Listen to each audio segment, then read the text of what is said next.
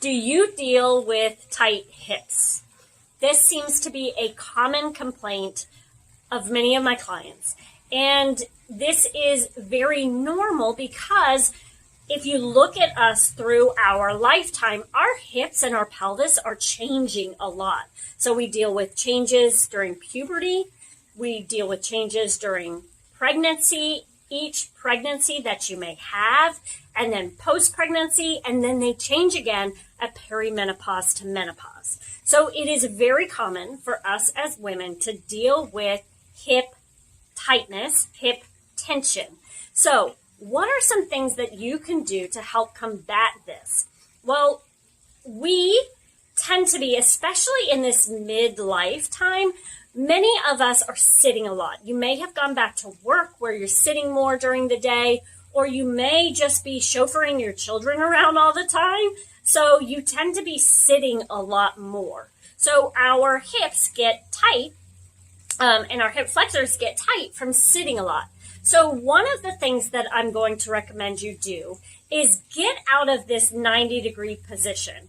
So what I like to do is have you get on the floor more. So sit down on the floor, move around through different positions on the floor.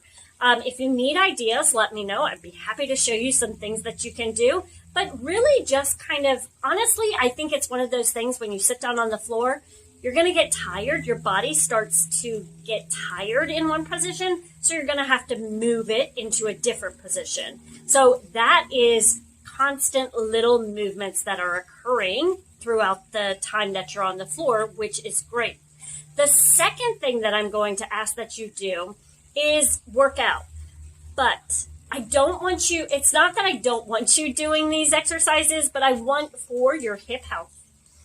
I don't want you to think so much about running, biking, and strength training, okay? But listen, this is just for your hip health, okay? So in addition to, if you can, go for a walk, because that is really the only time that we are in an extension throughout our hip. So every time your leg goes back behind you, it extends the hip. And yeah, you can do that a little bit with yoga and Pilates, things like that, but your hip isn't in extension for long periods of time.